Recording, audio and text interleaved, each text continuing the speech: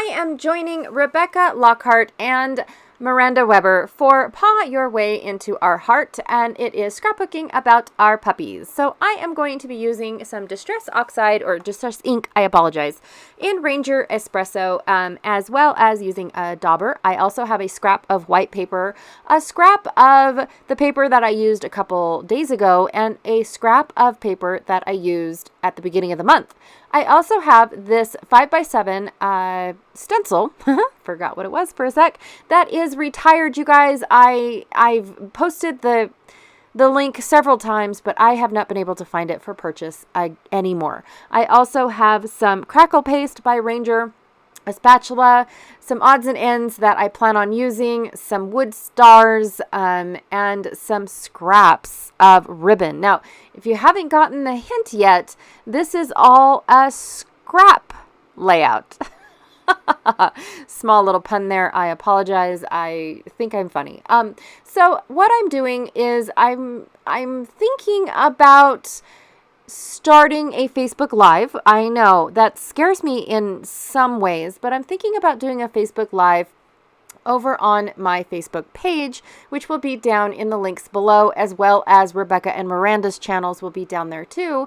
But at the end of the month, I always, or whenever I am needing to clean off my desk, I am always thinking about doing a project with what is left over on my desk. And instead of putting everything away, I thought I would do it live to see if I wanted to do a project with anything that was on my desk. So if you guys are interested in anything like that, and it would be totally live, so I have no idea how long it would take for me to do something like that. But if you're interested in something, leave a comment down below. I would be interested in knowing how much interest that would be for anybody. But it was a marble being rolled around in my brain, and I thought I would put it out there for comments and suggestions. All right, so what I did was I took my crackle paste and put it on my white piece of paper, and now I am turning my white paper brown, so that way I have made my own handmade paper. Yay! And I just started really heavy in the outside and brought it in on the inside, because that's going to be covered up with a photo, right? Not too worried about what it looks like on the inside. I just wanted to cover the whole thing, splashed it with water, and dried it. Yay, my paper is all done. And then I'm going to take a few of these fibers that were in my scrap ribbon little bin, for my brown bulky bin, by the way, and I'm just going to see what they look like and if it's gonna work for what I've got in mind. And so I I then moved on to what I'm going to be doing for my photo mat. So I'm going to double mat this, one with a traditional mat, and then the other one just with this ripped paper, because I thought it was very interesting looking, the way that it was, torn at angles like that. So went ahead and I cut it in half, so that way it was just a tad smaller than what my photo was. But then I can use the other half for something else. It is still a decent size to be used. And now I am debating whether or not it needs to be taller, smaller, whatever. So I have to bring it back onto my layout to see whether or not it takes up too much space, and it does. So I'm going to rip it in half and shrink it. But then I forgot how I put it on the page to begin with. So it takes me a minute to remember how I had that going. Oh, there it is. Okay, now I'll just shimmy it down. Yay, all done. So there's my double mat. So then what I'm going to do is I'm going to distress, in a way, this ribbon just by basically making it not look so perfect and pristine by rubbing it here and there and disturbing the fibers, basically. And then my twine was a little on the thick side, so I'm going to unravel it and only use one piece of this twine. Plus, if I used it as a whole, it would have been thick. The whole layout would have been just, I would have had to use foam dots to pop up my page. Nothing wrong with that. But being a smaller page and whatnot, I didn't want to give it a lot of bulk. So went ahead and did unraveled that. And then this is my favoritist ribbon in the whole wide world, you guys. It is a linen thread that I recently found on Amazon, but it was a close to my heart thread, and I love pulling it apart like this, so that way I have a thicker ribbon. It's almost like one of those Chinese finger traps where compacted together, it's really, really small and only about maybe 2 inches wide or 2 inches long. But then when stretched out, it's about 6 inches long. And so that's one of these things. That's the ribbon. I don't know why I came up with that, but it did. To secure my ribbon to this paper, I am going to use my Tear and Tape. So it's mine is actually the name brand Score Tape, but there are several brands out there for this Tear and Tape. It's really fascinating tape because you just put it down and you can tear it instead of using your scissors and gumming them up. I'm also going to cut it in half for my thinner ribbon, so that way I don't have to use wet glue at any point in time to secure my ribbon to this paper.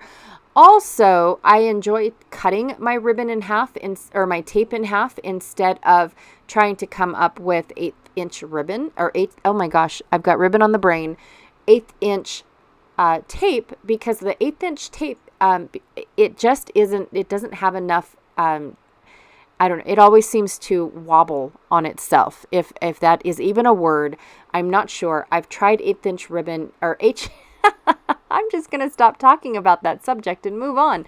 Anyways, I prefer the 1/4 inch over all other of this Score Tape, to be honest. Long story short, there it is.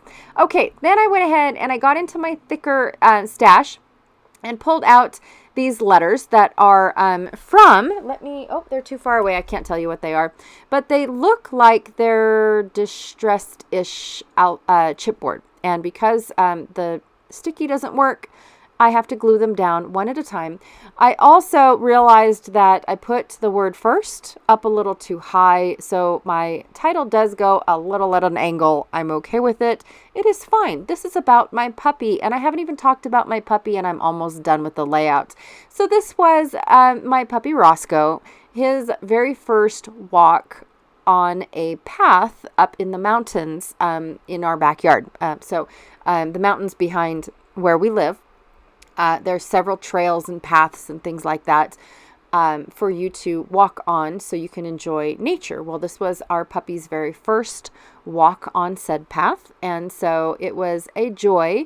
And the first time what we did was we scouted the area to see all what was there, and then the next day we went and the kids actually swam in that river that is right behind my son and daughter, or up to the right of my son and daughter. But I wanted to document, and I didn't have a whole lot to say about his first run on a path, but I did want to document it because, it's fun knowing, it's almost like his first tooth, right? That this is his first path, and he absolutely loved every minute of it. We let him get into the river, and he loved getting all wet. He loved all the smells. You could just tell he was having a grand old time. Now, he looks like a big old blob in the center of my layout because he is a very, very black dog. But what makes him unique is he's got 2 little white tufts behind his 2 front little paws. So he's not pure white. And then what's really cool is the older he gets, to be honest, he's turning brown. In all honesty, he is just turning brown.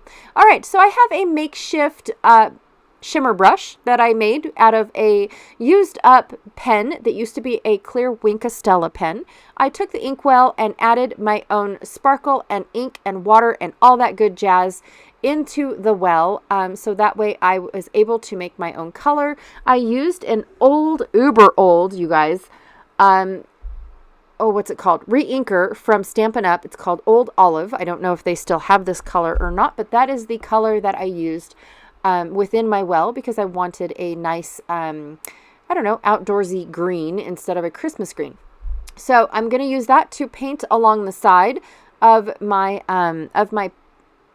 layout, and then go ahead and use splatters just by squeezing and dropping, but don't squeeze too much or you'll get a big old blob. Okay, it's definitely a finesse type of deal when you're splashing with a shimmer brush.